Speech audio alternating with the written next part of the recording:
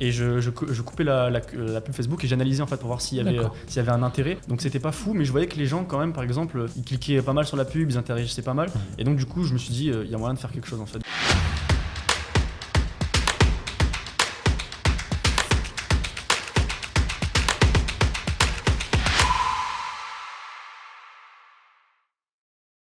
Décris un petit peu le process, comment tu as créé une marque en fait. C'est quoi les procédures, c'est quoi les étapes? En fait, en gros, moi je peux le dire directement, la marque c'est en gros les produits, c'est du thé et des infusions glacées. Donc c'est vraiment sur ce truc-là. Et en fait, à La Réunion, on a une communauté qui est très tisanière, très justement axée là-dessus. Les gens ils sont beaucoup, si vous connaissez des gens réunionnais, il faut leur demander. Les grand-mères généralement là-bas, elles veulent pas prendre des médicaments et tout, elles sont là tisane, et même les plus jeunes souvent, donc c'est assez marrant. Et du coup, j'ai vu qu'il y avait quelqu'un qui était déjà bien placé sur le marché, mais il n'était pas exactement dans le même secteur que moi. C'est-à-dire lui aussi il vendait des thés, mais moi j'ai un positionnement qui est assez différent. Je fais des infusions glacées, je fais pas que ça, je fais des e-books, j'ai mis des e-books etc dessus. Et donc du coup j'ai essayé de développer ça un peu plus on va dire en profondeur que ce que lui il faisait. Et il était déjà bien positionné, donc il avait pas mal de par exemple les Miss Réunion, c'est un peu la même chose que Miss France et tout, plein d'influenceuses et tout qui fait des placements pour lui. Et moi ça m'intéressait de lancer ça.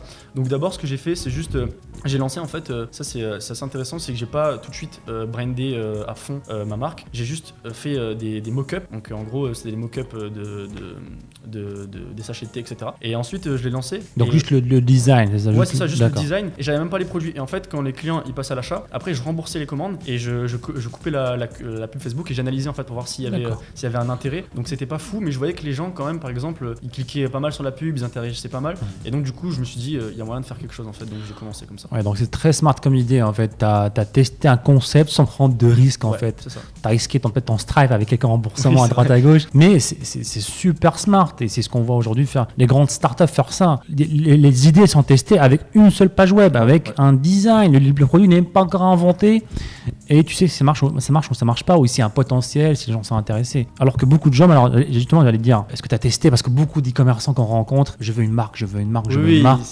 mais ils se cassent la gueule en fait parce que c'est une passion, mais il y a rien de concret derrière, il y a pas de chiffres. Je veux avoir une marque, je veux vendre du thé. Et non, tu m'as prouvé que tu as testé l'idée en moins en théorie, et ça c'est super smart. Ça, après c'était pas non plus des résultats fous, mais ça m'a prouvé qu'il y avait quand même un intérêt.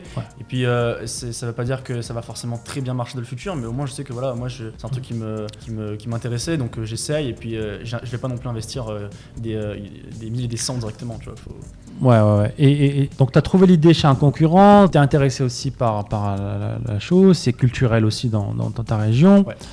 Donc, tu as du stock aussi. Où est-ce que tu as sourcé ce produit-là? En fait, voilà, justement, j'ai pris un producteur français, donc quelqu'un qui fait venir le thé, parce que le thé, il n'est pas produit en France, bien sûr, mais du coup, c'est conditionné en France, donc c'est déjà un peu mieux. Et après, en fait, ce qui était assez chiant, c'était de trouver pour les emballages quelqu'un qui fait quelque chose quand même d'assez, on va dire, éco-friendly, pour pouvoir avoir cet aspect un peu écolo autour de la marque. Ouais. Et j'ai trouvé donc sur Alibaba simplement un fournisseur qui utilisait des matériaux pour les emballages qui étaient vraiment pas mal. Donc du coup j'ai commandé des échantillons en faisant en fait j'ai payé quelqu'un pour les designs justement pour le devant et le derrière, et en fait je lui ai envoyé donc les designs, je lui ai dit envoie-moi des échantillons, et il m'a envoyé plusieurs matières, plusieurs trucs, et quand j'ai vu celle qui me convenait, j'ai directement commandé les emballages. J'ai commandé donc un peu de matière première donc avec le fournisseur. Le problème c'est que c'est du gros, donc je crois que le minimum c'est genre 5 kilos, un truc comme ça. Je me suis retrouvé avec des kilos qui sont toujours là, que je vais devoir sûrement jeter parce que je sais pas si c'est périssable ou pas, mais dans tous les cas